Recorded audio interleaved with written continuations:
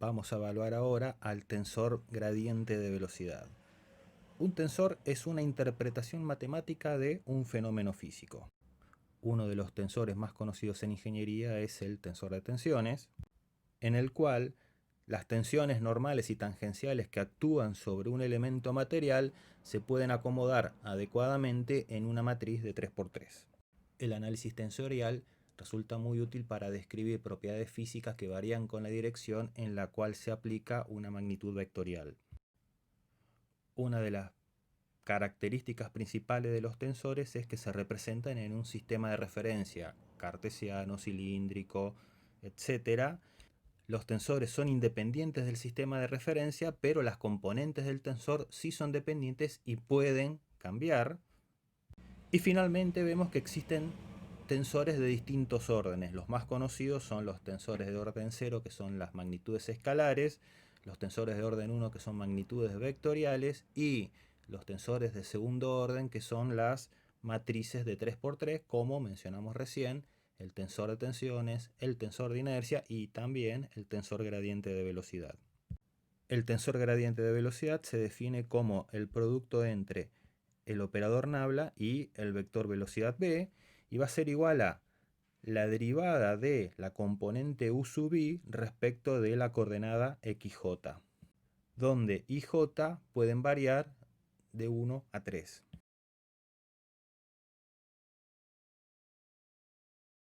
Si desarrollamos este tensor, vamos a tener una matriz de 3×3 en la cual podemos observar que la componente u1 se evalúa en la primera fila variando para cada columna con las coordenadas de x de 1 a 3, la segunda para u2 y la tercera para u3. El tensor aquí representado emplea la notación de Einstein, que hace que la operación entre tensores sea mucho más eficiente, mucho más sencilla.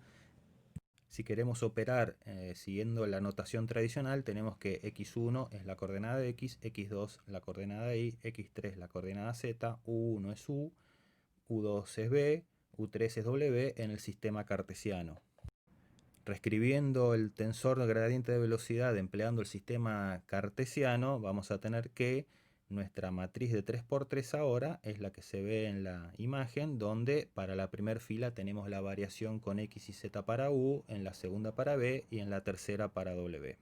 Ya tenemos escrito el tensor gradiente de velocidad en coordenadas cartesianas. Ahora vamos a tratar de interpretar qué representa realmente el tensor gradiente de velocidad.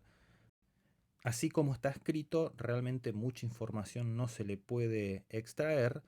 Lo que vamos a hacer es emplear algunas de las propiedades del álgebra tensorial como para reescribir este tensor y poder, a partir de ahí, empezar a interpretar su significado físico. Lo primero que se va a hacer es descomponer al tensor en su forma original mediante la suma de un tensor simétrico y un tensor antisimétrico, que tiene la particularidad de que si se lo suma, tenemos al tensor original. En la figura tenemos que, sumando la derivada de u sub i respecto de xj del tensor simétrico con la componente equivalente en el tensor antisimétrico, tenemos el tensor gradiente de velocidad, mientras que el segundo término, la derivada de u sub j respecto de x sub i, se cancela con el segundo término del tensor antisimétrico. A estos tensores se los bautizaron, al primero de ellos con el nombre e sub ij, que es el tensor velocidad de deformación, y al segundo con el nombre omega sub ij, que es el tensor de rotación. Ahora sí, con el tensor gradiente de velocidad descompuesto de esta manera, podemos operar sobre ellos y ver qué información nos brindan. Vamos a empezar analizando el tensor velocidad de deformación, que es el que tenemos en la figura, y es igual a 1/2 de la suma de la derivada de u sub i respecto de xj más la derivada de uj respecto de xi. Desarrollamos este tensor empleando el sistema de referencia cartesiano, y el tensor así desarrollado tiene la siguiente forma. Analizando brevemente este tensor, vemos que los elementos de la diagonal resultan directamente sumados, ya que tienen subíndices iguales, mientras que los elementos de la matriz triangular inferior son la suma de los elementos a índices cruzados. También podemos ver que esta matriz es simétrica, lo cual es una propiedad de los tensores referidos a sistemas coordenados ortogonales. Y ahí vemos que el término de la fila 1, columna 2, es igual al término de la columna 1, fila 2, y así sucesivamente. Lo que vamos a hacer ahora es evaluar por un lado los términos de la diagonal de la matriz y por el otro los elementos de la matriz triangular inferior. Vamos a ver entonces primeramente qué representan los términos de la diagonal del tensor velocidad de formación. Para empezar, tomamos un elemento de fluido de dimensiones x, y j, representado aquí en el plano. Y en este elemento de fluido, la cara vertical de la izquierda va a moverse hacia la derecha con velocidad en u. La cara vertical de la derecha va a moverse hacia la derecha también con velocidad u más delta u, que va a ser igual a u más la derivada de u respecto de x por x. Realizando el mismo razonamiento, vamos a tener que la cara inferior horizontal va a desplazarse hacia arriba con velocidad v y la cara superior horizontal va a desplazarse también hacia arriba con velocidad v más delta v, que va a ser igual a v más la derivada de v respecto de i por i. Esto se verifica en el instante t.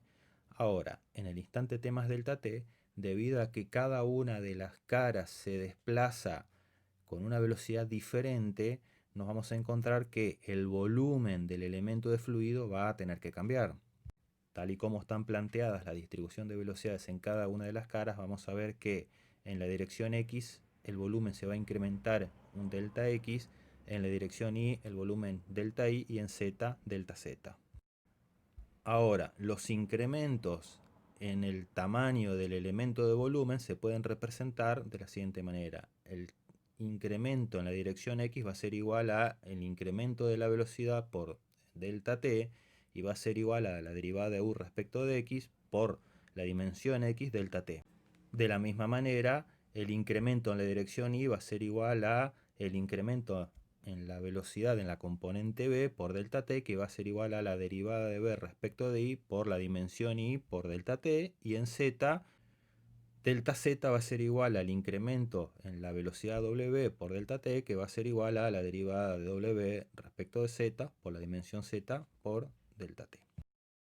Vamos a calcular ahora cuánto cambió el volumen. Vamos a calcular la variación de volumen entre el instante t más delta t y t. Ese incremento de volumen va a ser igual al volumen en t más delta t, que es igual a x más delta x por i más delta y por z más delta z, menos el volumen en t, que es x y z. Operando sobre la expresión para el incremento de volumen, vamos a tener que el incremento de volumen es igual a x y z más la suma de productos de volúmenes que contengan un solo incremento más la suma de términos que contengan dos incrementos más un término que contenga los tres incrementos, el producto de los tres incrementos menos el volumen en t. Si despreciamos aquellos términos que tienen producto de dos incrementos y al que tiene producto de los tres incrementos, vamos a tener que el incremento de volumen, reemplazando las expresiones para delta x, delta y delta z, va a ser igual a la derivada de u respecto de x por delta t por i por z más x por la derivada de b respecto de i por delta t por delta z más x por i por la derivada de w respecto de z por z delta t. Ahora, si al incremento de volumen lo dividimos por el volumen del elemento x y z, vamos a tener que esto es igual a la derivada de u respecto de x por delta t más la derivada de b respecto de i por delta t más la derivada de w respecto de z por delta t. Finalmente, si dividimos a todo esto por delta t, vamos a tener la velocidad de cambio total de volumen de un elemento. Y esto va a ser igual a la derivada de u respecto de x más la derivada de b respecto de i más la derivada de w respecto de z. Y este resultado, derivada de u respecto de x más la derivada de b respecto de y más la derivada de w respecto de z, no es otra cosa que la divergencia del campo de velocidades. En definitiva, cuando evaluamos la diagonal del tensor velocidad de formación, o sea, estamos analizando los cambios de volumen que tiene ese elemento sin deformarse. ¿Eso qué quiere decir? Que todos los vértices están siempre a 90 grados. Dicho de otra manera, cambia el volumen pero no cambia la forma. Si evaluamos el valor de la divergencia del campo de velocidades, podemos encontrar con que sea 0, o sea, no hay cambio de volumen, distinto de 0, hay cambio de volumen. En el primer caso, divergencia igual a 0, nuestro fluido es incompresible. Si la divergencia es distinta de 0, nuestro fluido es compresible. Por lo tanto, cuando evaluamos la divergencia de un campo de velocidades, podemos establecer si el fluido es compresible o no. Este efecto podría decirse que es producido por las tensiones normales que actúan en cada una de las caras de nuestro elemento de fluido. Vamos a evaluar ahora a los elementos de la matriz triangular inferior. Tomamos otra vez un elemento de fluido de lados x y z, y esta vez las velocidades se van a acomodar de una manera diferente.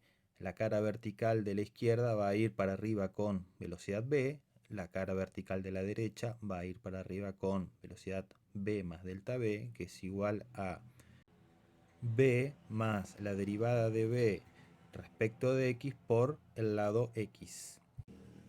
Por otra parte, la cara horizontal inferior va a ir para la derecha con velocidad u, y la cara horizontal superior va a ir para la derecha con velocidad u más delta u, que es igual a u más la derivada de u respecto de y por el lado y.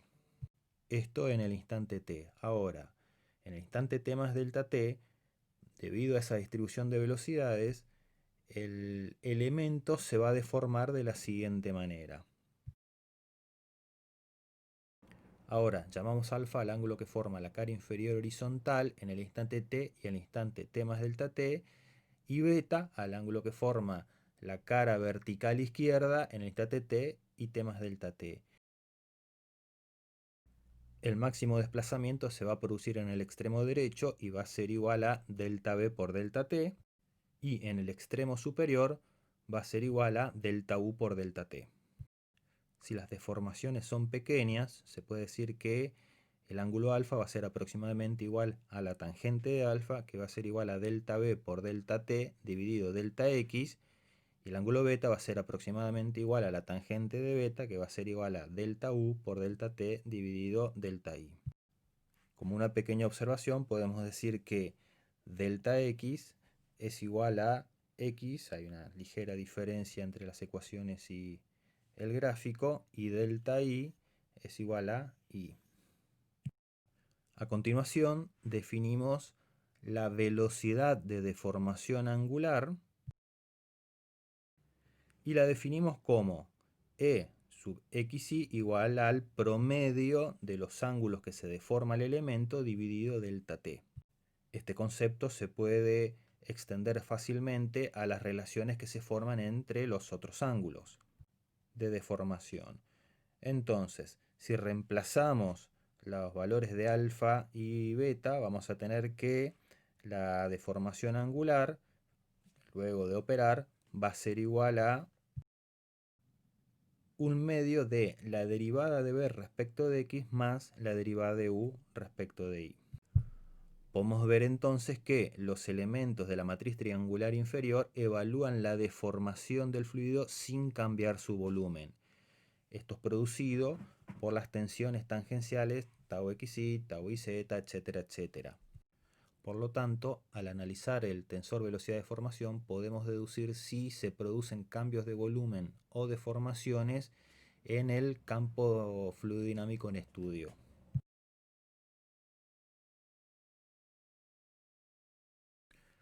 A continuación vamos a analizar al tensor de rotación, el omega y j, que es igual a un medio de la derivada de u sub i respecto de XJ menos la derivada de UJ respecto de XY.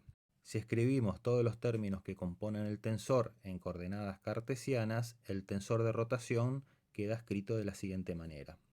Los términos de la diagonal del tensor son 0, ya que estamos restando términos de subíndices iguales. Y los términos que resultan no nulos en principio son los de la matriz triangular inferior y su simétrica la superior. Vamos a evaluar la matriz triangular inferior. Para ello vamos a definir otro parámetro muy característico en el estudio del flujo de fluidos, que es la vorticidad. La vorticidad es una magnitud física que se utiliza para cuantificar la rotación de un fluido, esto es, si el fluido es rotacional o no. Se define como el rotor del campo de velocidades y se lo identifica con la letra omega. Si realizamos el desarrollo en coordenadas cartesianas del rotor del campo de velocidades, nuestra matriz va a quedar como la que se ve en la figura. En la primera fila tenemos las componentes del vector normal unitario, en la segunda las derivadas respecto de x y z, y en la tercera las componentes de la velocidad. Al resolver esta matriz podemos llegar a observar que cada uno de los términos del rotor del campo de velocidades se corresponde con uno de los términos de la matriz triangular inferior de la matriz de rotación. Entonces, si tenemos un cierto campo de velocidades y evaluamos el rotor, podemos ver la tendencia de ese campo vectorial a inducir una rotación alrededor de un punto. Si para un campo de velocidades cualquiera calculamos el rotor y el rotor da como resultado un vector nulo, entonces podemos decir que nuestro flujo es irrotacional. Si por el contrario el rotor es distinto de cero, el flujo es rotacional. Para ejemplificar este fenómeno vamos a plantear un problema de flujo entre placas paralelas entre las cuales circula un cierto caudal Q. El flujo entre las placas planas va a ser laminar. ¿Esto qué quiere decir? Que las trayectorias que van a seguir las partículas de fluido entre las placas van a ser paralelas entre sí. Nunca va a haber un cruce de trayectorias.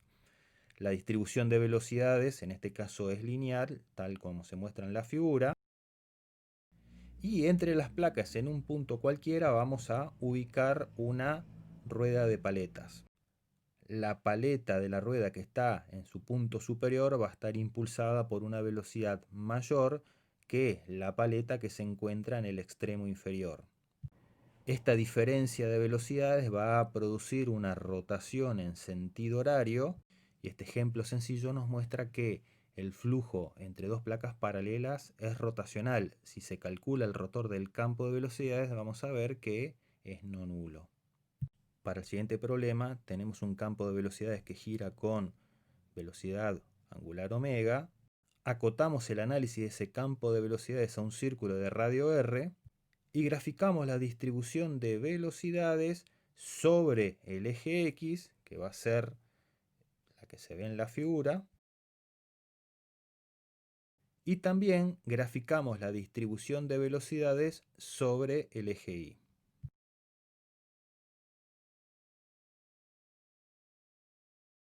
Para el análisis de la distribución de velocidades sobre el eje X vamos a tener que, si Y es igual a 0 y para todo X, la velocidad va a ser igual a U nx. Y esta, a su vez, va a ser igual a la velocidad angular omega por x nx. Para la distribución de velocidades sobre el eje Y vamos a tener que, si x es igual a 0 y para todo y, la velocidad va a ser igual a menos la velocidad b por EI. Y esta a su vez va a ser igual a menos la velocidad angular omega por I por EI. Si a continuación calculamos la vorticidad, que es igual al rotor del campo de velocidades, vamos a tener que la vorticidad en este flujo plano es igual a la derivada de U respecto de I menos la derivada de B respecto de X en la dirección Z. Si derivamos esas distribuciones de velocidades y las reemplazamos en la ecuación de la vorticidad, vamos a tener que esta es igual a omega, la velocidad angular, menos menos omega en la dirección E sub z. Por lo tanto, la vorticidad va a ser igual a 2 veces omega en la dirección EZ. Con lo cual llegamos a el siguiente resultado si lo generalizamos en las tres dimensiones, que la velocidad angular es igual a un medio del rotor del campo de velocidades o un medio de la vorticidad.